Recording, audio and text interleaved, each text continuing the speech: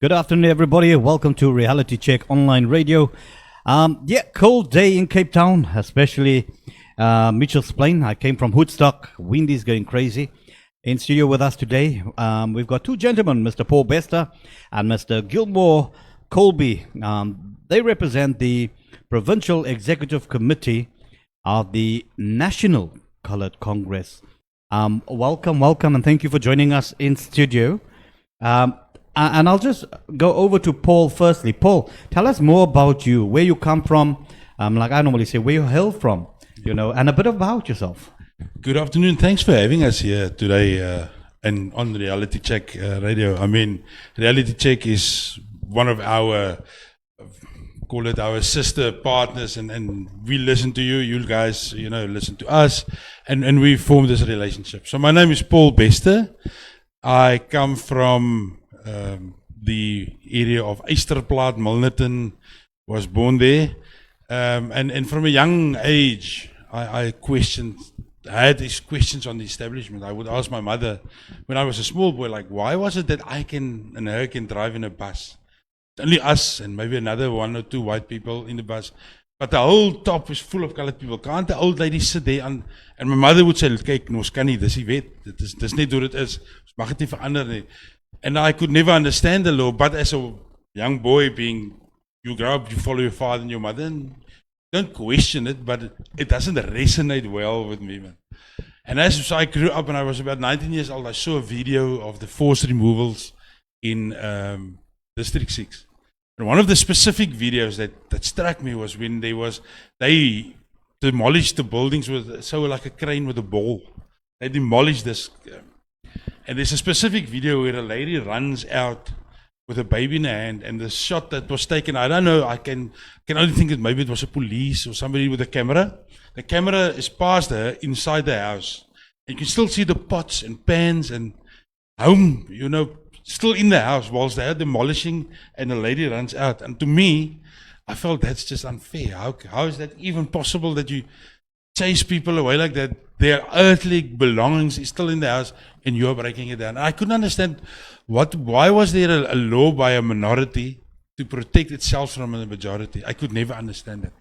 And so my political teeth, I cut through my young days in life, and I joined the union in 1992. I joined the union environment. And in the union environment, you meet a lot of political views. Fortunately, it's not what is now in the late 2022 and 2023 union. The unions in the late 90s, doesn't matter if you voted ANC or UDM, or there was this unity. That's what it was called, a union. There was a union of people with an ideas to better the life of the working class. And I followed that process, and obviously going to COSATU, I've affiliated with what COSATU did, being the SACP, being ANC, and politics became very important to me, and I followed politics. But as life went on, I couldn't understand that there was politics and politicians, but I could never see them servicing and helping the working class. It never, what COSATU said never happened in the political sphere. I actually read a joke yesterday. They say, why are politicians always so in a rush in their cars? Because it never resonates in their service delivery that they do. They are always slow, and you don't. So there's two different poles. They rush somewhere, but they don't work when they're there. So that kind of a thing happened. And so I was an ANC member. And then last year, prior to the ANC conference, we tried to launch our branch and have a branch at AGM, and it just didn't. I could see there's so a big divide between the party and the people. So a big divide. I decided to leave the party. I said, I'm resigning, I'm not renewing. Don't even look at me, I'm not going to the conference. And I was just destitute and resolute on what politicians do for the people. And in the time, just before the 2021 elections, and I know I'm taking up time here, but I happened to meet Fadil through COSATU when it was still Gatful Cape Townians. And COSATU had one or two workings with him or discussions with him regarding issues they wanted to do that shut down Bishop Lavis and shut down Manenberg. And as COSATU, we felt we could resonate with something that they said. And I met him, and I found him to be a very straightforward, open guy.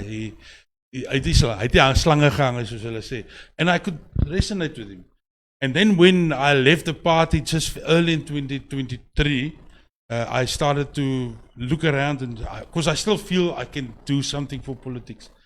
Again, met Fadil, met of him, and I had work done with him. One thing that I want to highlight was, in late 2022, I was working in an environment in the informal economy. And with COVID, the national president declared a waiver on permit costs. So if you're a trader, you don't have to pay permit costs. You can trade to fix yourself and pick up from the city of Cape Town. Flatly resisted to implement that waiver. They said, no, we are not going to do that. And I found ANC, I found DA, I even found somebody that I know in the EFF. Please go there and help me. Let's force this thing. Nothing happened. My last resort was, I said, okay, wait, let me phone Fadil. I know he was just elected late 2021 in the in council. Found him, sent him a WhatsApp and email, and lo and behold, 2 weeks later, suddenly the city then implements this waiver. I'm not saying it's me or him. I'm just saying I could see that he was looking for the people, out for the people. And what happened on the floor and on the street is what was important to him. And then when 2023 came, I met the people from Kraaifontein, some of the people there, and they said, join us. And I joined. I came to a meeting, and I was elected as the chairperson and of the branch in Kraaifontein. To me, it means something, is that it says Cape Coloured Congress. Yet here I am elected by, and I'm going to say the word that it is because that's people say it. Here I'm elected as a white man by so-called coloureds as the leader of their ward. It says to me something. In this party, there's no such thing as racism. There's no such thing as looking at marginalizing yourself as the coloured and the white. I was taken there because they say, I have skills, you can lead us. Then lead us. There was no, you're a white guy, we can't talk to you. So much this happens in the ANC. If you're not African and you're coloured or white, you're being pushed to one side. So your knowledge and what you want to do on the floor and help people on the ground, it's just not recognized. And so yeah, here I am, and on the 5th of August with the National Congress, I was elected as the Western Cape Provincial Secretary, and today I'm sitting here with Reality Check. Thank you, Paul. Mr. Kolbe, your side, where are you from? You know, where do you hail from? And just before I jump to you, Mr. Kolbe, I just want to do a shout out there to Alsonia, one of our viewers, our listeners, you know, she's constantly there. You know, and we thank you for that. Faisal Mjedi, hi, good to see you, one of our presenters, and I believe he's also on the PEC of the National Coloured Congress as well. Mr. Kolbe, tell us more about your experience and where do you hail from? Sure, will do. First of all, just want to say thank you to my Provincial Secretary for that inspirational words, what they had to say to the public at large there. And it is an honor being in this Radio Check, Reality Radio Check studio. What a beautiful studio. And good afternoon to the listeners out there. I hope you're gonna be happy to what we have to say. And if there's any questions to be asked, you're free to ask questions. We will answer to the best of our ability. My name is Gilmore Kolbe. I'm from the northern suburbs. I live in North Pine, between Brackenfell and Kraaifontein. I am what they call on the organization called the National Coloured Congress. I was elected last Saturday with our conference. I was proudly elected by our president, Mr. Fadil Adams, as the deputy provincial convener. I want to tell the public out there a little bit of a story. It's actually a nice story, and I want the people to know how I came into politics and being with Cape Coloured Congress first. I was a type of person always into Facebook, and one day I was looking on the website and I saw, who is the CCC? What is the CCC thing that's going on here? And this campaigning and marching and protesting and stuff in Mitchell's Plain, and I got all positive about it. And it amazed me at the end of the day, and I saw the name Gatful Adams. I think at the time in 2018 upwards, they were still the Gatful movement. And then they became the Cape Coloured Congress. And then I left my phone on Facebook for about almost 8 months. And with inquisitiveness, I heard on the news a lot of stories about Cape Coloured Congress, and I thought to myself, go back onto Facebook. And then I chatted with a lady called Megan Fisher from the northern suburbs, EXCOM member, she's secretary of Cape Coloured Congress. And then I said, I'm also grateful. And then she said, well, if you're grateful, why don't you join us? And then I decided, okay, wait, do I really want to join an organization like this? Am I a political type of person? Although I know within myself, there is some sort of politics in me, being the history that we went through over the years, from the 60s up till now, and for the last 28 years, the type of history we are in still. And then I left it for about, say, 4 months, and then I went back onto Facebook and I said, Megan Fisher, I'm ready for you. And then I got a phone call and she said, can I come and see you at your home? And she came. She came with a colleague of hers. I can't remember what Casmino, yes, Casmino, yes. And then she kind of looked into my eyes and halfway begged me to join. And then I decided I am going to join. And that is the path I've been walking. And I'm so happy being with Cape Coloured Congress up till the 5th of August. We had our conference in Sirah. That is where we all were elected, proudly elected, myself and my provincial secretary sitting next to me here, Mr. Paul Bester. And we walked in there as CCC, and we proudly walked out there as NCC. And then further, I need the public to know out there what I really want to say is, the main reason for joining this organization, there's just one person, the founder of this organization, Mr. Fadil Adams. I listened to his SG, his Secretary General, which is Sakina Frenchman. And she had a story to tell about Mr. Fadil Adams. And I think this is what touched me really. Her words was that she said unto the public, he left home. He was gone for almost a month. He went into the field, and it was a big struggle for him because he wanted to make South Africa a better place. That is his dream, that is his reality. And believe you me, he's going to achieve it. I know it's going to happen. And then I think he was living with Sakina for 3 weeks, and then his wife found. And his wife asked Sakina, waar is Fadil? En then Sakina said to Fadil, Fadil, jou vrou is op die foon. Jy moet huis toe kom. En then Fadil said, nee, ek gaan nie huis nie, my taak is nog nie volmaak nie. And then on top of it, Fadil didn't just elope and left home to fight this battle. Fadil fasted for quite a time. Fadil went without food. Fadil said at the conference last week, the 5th, I will die for my people. And I mean, is there anybody out there that can say you can die for your neighbor? Will you ever die for your own brother and sister? Here's a man that would die for the public. Here's someone that would die for someone who doesn't even know. What an outstanding person Mr. Fadil Adams is. So Mr. Adams, if you're listening, if you're tuned in, if you're not too busy, sir, I know you're quite a very busy person. I belong to this organization because of what you are doing, sir, and what your followers are doing, and what we all are doing, and what we are going to do forward.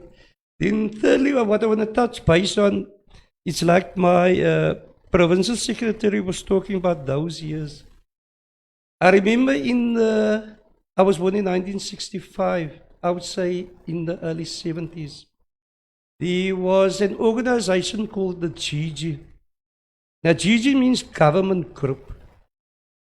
Now I grew up in Crawford. I grew up with white people. My neighbors were white. Friends were white, our school colleagues were white, we were intermixed in Crawford. And then as time went on, I became older. We're not talking about older, I was about 7, 8 years old. And then one day, I came from school and I saw this big bulldozers pulling down houses. And I thought, what the hell is going on here? Because I didn't know how it works governmental-wise. And they were trashing down houses, and like Mr. Paul Bester said, You could see cups and saucers and cutlery and stuff hanging, belongings of people, and people had to leave their houses. And this is what happened, and all of a sudden, they built up what an area called Mitchell's Plain. That is where we are sitting today. Mitchell's Plain was small, it is now a city on its own. And I couldn't understand what is happening to people. And I thought the National Party was a party for the people, but my understanding at the time was they were only a party for themselves. And then as time went on, obviously the ANC came in, and then we thought it's going to be a better life for all. Lo and behold, 20 years later, we're still sitting where we were at the beginning. No changes, nothing has changed. I'm not here to condemn any party. I'm here to talk about our party. We are out here for the people. I am here to serve the people, for the people, by the people. So please, people, tune in at all times on this radio station. Hear what we have to say. Check out what we are doing, because we are an organization want to build a better future for South Africa, for your children and your children's children. Thank you. Thank you, Mr. Kolbe. I just want to go back to Paul. Paul, you mentioned something about this party isn't a racist party. But there's many people, as we discussed previously, there's many people out there that says, it was a Cape Coloured Congress, it's now the National Coloured Congress, it's all about colours, it is racist. How can you not say that it's not racist? What is your view? And I'd like to ask your view, because you are not a coloured, So I would like to ask your view on this. Is the National Coloured Congress a racist party? Does it mean they're just fighting for the coloured people? In your view, how does it benefit the people out there to support and join this party? Thank you. So I knew that we're going to go in that direction, and I Googled the word racism. What is racism? And racism is described as a prejudice, discrimination, or antagonism by an individual, community, or institution against a person or people on the basis of their membership of a particular racial or ethnic group, typically one that is a minority or marginalized. A program to combat racism, what they do. So when the NCC speaks, it never speaks on antagonizing a typical minority group or a marginalized group. When the NCC says we need to look out for the colored child, it cannot be racist if you are speaking on behalf of somebody. You need to be antagonizing another group. I'm saying now dis nou wat die wetenskaplik is, sê racism is. So all it does is certain groups has been classified prior to 1994. And the colored person or the colored child was deemed to be a non-white. And you will find many old colored people that tell you today it was better under apartheid than it was today. And the only reason they're saying this is because they are now trying to see on their old age how they were marginalized in the olden days. To be removed from your house because of the color of your skin, because doing nothing wrong. You are staying in Goodwood, you are staying in Fraser, and your mother tells you because you are a colored child, you must now move to Bonteheuwel and Mitchell's Plain and Delft. You did nothing wrong. You were not in jail, you were not accused of anything, just by the mere pigmentation of your skin. The way that God made you makes you a criminal, technically. And so they moved out. So I'm saying is now that we are back in the new South Africa, apparent new South Africa, you are not classified as black as well. Because if you look at how job and BE is, the colored is not included in that. So it cannot never be racism when you speak out to the rights of the people that has been marginalized for years and years and years. It can never be racist. What it can be is that we are busy standing up for that person. We are not saying that we want, ons wil nie 'n volksstaat hê nie, 'n bruin volksstaat hê nie. Ons wil ook nie eksklusiwiteit hê van 'n area nie, but we are saying when there is a job in Mitchell's Plain, which is predominantly where the government put colored people, then you should be allowed to work in that area. Why is it that a colored child from Tafelsig, and I know this person personally, has to send a child to a school in the city of Cape Town, city center, because she cannot get access to Lentegeur and the other schools around the corner? How is that even fair? The area that I stay in Boerasig. In Boerasig currently, there is a school that was just built maybe a year and a half, Boerasig High School. There's no Boerasig colored people that's there. It's only Africans. When the taxis didn't run now, there was 5 kids that came to school that stays in the vicinity. But that school was built to alleviate the pressure of the area. But the people see the taxis from Kailicha and will come in. That's not fair. Now, that's never racism. That's speaking on the strength and to recognize a group of people. That's all it is. Paul, just by your statements, I just need to clarify something. You know, does it, because I've also heard when people say, you know, I want a better school for my child. I want to send, although I'm staying, let's say I'm staying in Lavendale, I want my child to go to Boerasig. You know, just clarity on that with what you're saying is, because, you know, the other day I was speaking to 2 other political parties, and the comment I made is similar to what you said. It affected schools, which is education for the kids, and businesses, which is the economy, not only for the province, but also nationally. You could see that based on demographics and where the people come from, or came from, it affected everyone. But just some clarity, when you do mention that if you're from, let's say, Tavelsig, you must work in Mitchell's Plain, stuff, you know, just clarity on that, because somebody out there might think, hey, I live in Lavendale, but I would like to work in town. Is that still an option with you guys, or does it mean that I live in Lavendale, I must work by a shop right down in Military Road? No, and that's exactly what it is. We want people to be recognized wherever you go. If you want to stay in the city of Cape Town, that's your right. We are open. It's an open government. It's an open country. Stay where you are. But I'm looking specifically at the schooling issue. Now, the schooling issue is that even if you work, you stay in Mitchell's Plain and you work in town, but you want your child to go to a better school. I get that. I have not a problem with that. But it can never be that my child cannot be accepted in this area that I stay. 5 meters from me is a school, but there's no place for my child. I must send my child to another, which I don't really like, but there's only this one option. It can never be allowed that happens. Now, many of the schools that you send, that you rightly say, the better schools is where parents are financially stable to do so. And I'm talking about the old Model C schools, where people, maybe Stellenberg Hoërskool and Durbanville Hoërskool, people that come from the so-called poorer areas and they have the financial backing, or the child is very good in sport, or the child is very good in academics. Then we must also look at it and say, if a colored child from Kailicha or from Mitchell's Plain comes and he's good in rugby, we want him to be there to have the best opportunity, so that we can again say in the next 2 years, there's a Kanan Moody and in the Springbok team. And how did we allow that? Yes, we must allow that. But it can't be that general schooling is closed for one and not open for the other. Especially in Mitchell's Plain, there's the garage. Look at the BP garage. Colored people stay right next to it, but it's only occupied and worked by people from Kailicha. It's not fair. I'm not saying people should not be working. I get that. But we should be looking is that all races must be treated equally. Currently, the colored child is being marginalized in the African environment. That's the norm.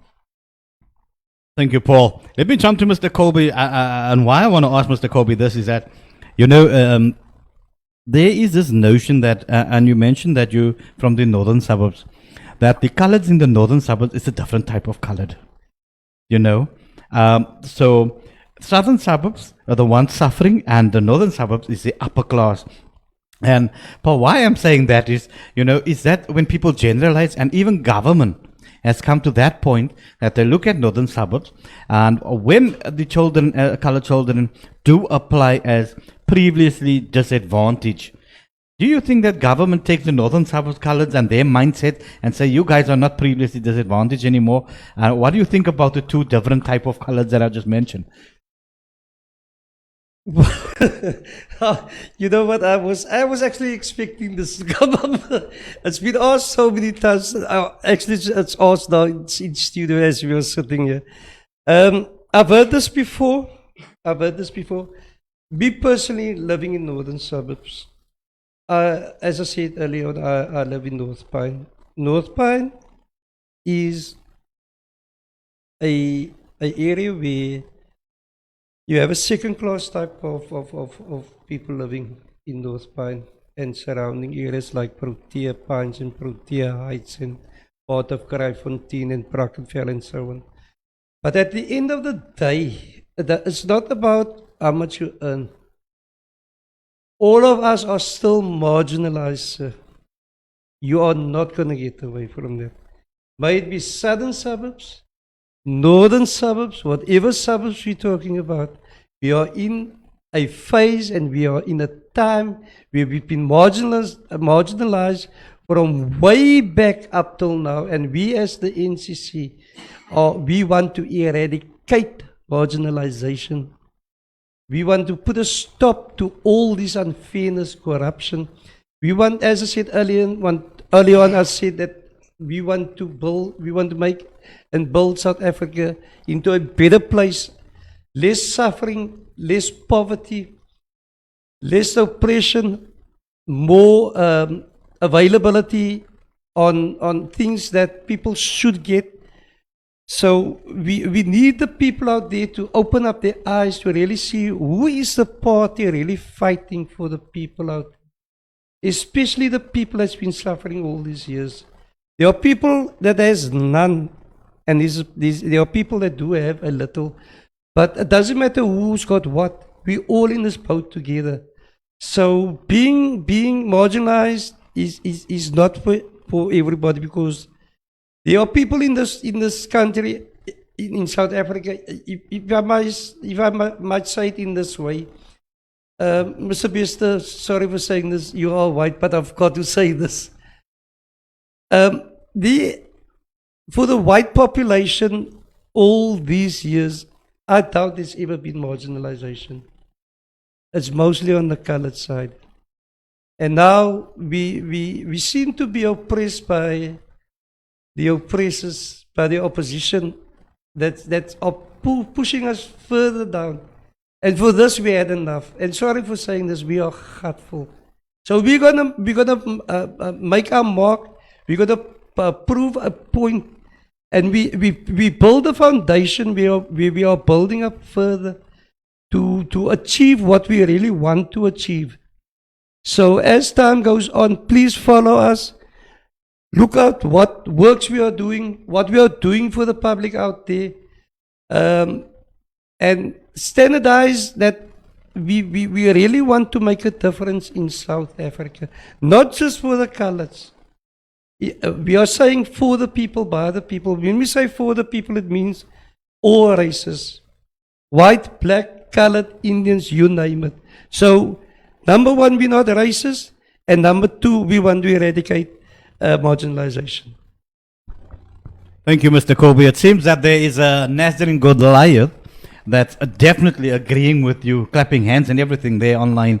I'm coming back, and when you mention South Africa, and this is where I want to come in with you also, Paul. When we mention South Africa, you know, how is the National Coloured Congress going to achieve something this nationally? As I know you've contested in the local elections, so what's your plans nationally? I think just take it back 2 steps. Is how did the CCC at the time win 7 seats in the city of Cape Town? You know, as proportional councillor seats. So I think my comrade here has talked about the Gatville movement. Many political parties and politicians are born through the way that their fathers and their family make. So you'll find a specific person, DA or ANC, his mother and father's DA, are very active. They start to join a branch very young. They move through the youth. Then they get elected to a branch, and maybe they go to a provincial structure or whatever. So, and that's just basically how politics and politicians are formed. The CCC was formed out of desperation. There was a group of people that came together and said, we are grateful the way that we live, where we live, the marginalization of us on the color of our skin can continue. And we are going to contest and see how people feel about what we say. And Fadil and his people and people in the mobilization team had 2 or 3 issues. The fact that there was unity amongst a group of people made them have 7 seats in city and 1 in Saldanha Bay. And so what we are saying is, now that we are national, the fact that there's a cry in the city of Cape Town There's also a cry of the colored man and the colored child sitting in Pretoria, in Highbury Park, sitting in Eldorado Park, in the Northern Cape, in Springbok, and wherever that is, that they sit. The Northern Cape, the colored child cries out for help. They need somebody that look after them. KwaZulu-Natal, in Durban and surrounds, where the colored people are staying, the colored child is crying out for help. So I think the fact that the CCC was born has done half the job. Somebody was prepared to stand up and face reality and say, for the people, by the people. And not say, I'm a politician, but I will go into politics to defend and build a better opportunity for those other. So I think that part is done. We now went to the conference and we have a National Coloured Congress. Our provincial structures in the other provinces is steadily building. We had the Eastern Cape Provincial Organizer in our national conference. The other people are starting to build, but I think what we need to understand is people wanted to see, is this for real? We were labeled as a fly-by-night, as an opportunist, and people start to see now, but hey, these guys are here to stay. This is not just a kiss party or what's all those other parties that you have. You see them on the ballot, you see one person that's a leader, and you find 5 votes, his wife and his 3 children that votes for him. We are not that kind of a party. To get 7 seats as proportional councillors on our first try, we were very close to EFF. We beat the good in some of the good and patriotic alliance. We beat in certain of the wards. I think the only 2 wards that we lost in the election in 22 was Ward 7 and Kensington, where the PA got more than, proportional more than the CCC at the time. So people want us. They want us there. Your question is, how do we go ahead? How do we go forward? We go from the premise that we promise you nothing. We can't promise you 9,000 jobs. We can't promise you that we'll fix 21,000 potholes if we are in power. But what we say is, look at how we do things when we are in the position to do. If you look at how long the ANC has been in power, 12, 13 years, and since we are there, we found, well, I'm saying ANC and then DA in the council, or City of Cape Town, more than 15 years. Only now, certain corruptions has been highlighted by Fadil. How come the others that were sitting there, that was not the official opposition, how come they didn't know that? Or did they sit there because of politics of the stomach, just to feed themselves and draw a salary? Mind you, me and your salary, or pay taxes based their salary. What did they do there? Nothing. Our party goes out and fights this corruption, highlights it, puts cases. Now we are sitting, there's a case, as you rightly know, 9 people in court, more than 800 million rands worth of corruption. That's but one. The others are going as we go ahead. So what we are saying to our people is, don't judge us on what we promise you. You want change, we want to effect change. For us to effect change, we need to be there. So we need to have 4 or 5 seats in national, and we need to sit 7 or 8 people in the provincial legislature so that we can effect change. That's what we are asking. We are not going to go out and promise you that if you vote for us, we are going to give you 9,000 work jobs in Mitchell's Plain. We can't say that, and we will never do that. But what we say, whilst we're in Mitchell's Plain, we will make sure that every person who's got a business employs the people from the area. And so we want to do across South Africa. Thank you, Mr. Paul Bester. And just before we take a break, let me just ask a question for Mr. Kolbe. Mr. Kolbe, the National Coloured Congress, represents many unfairness, unequalness. One of the difficult challenges for you is that it's the coloured community. And we had a guest the last time, and quite a few people out there also say, the coloured community, they will never stand together. They are good at stabbing each other in the back. What is your view or opinion on that? Touching base on that, it's good this question has come up. I actually spoke about this last night. It's funny it's how things work out. I was speaking to someone last night, and this person asked me exactly the same question you're asking me. Wow, what a coincidence. And my words to this person was, that is the problem. Till our people see what we are fighting for, till they have a change of idea, a change of mind, and they really realize what the National Colored Congress is aiming at and what we are doing and what we really want to do further. So for my colored brother and sister out there that has a bit of a disbelief towards us, or maybe not a good feeling about us, or maybe too scared that we're not going to make it, that is the biggest mistake that our colored people are doing at this present time. So to my colored people out there, especially in the North Pine area where I come from, a lot of people knows me in North Pine. They already knows that I'm with the National Colored Congress. So please, people, please have faith in us. Please believe in us. And to the public out at large in the whole of the Western Cape and in all other provinces listening to this radio station today, open up your eyes, wake up, mense skrik wakker asseblief. Die tyd het gekom, time has come for change. If you want the change, grab it with both hands.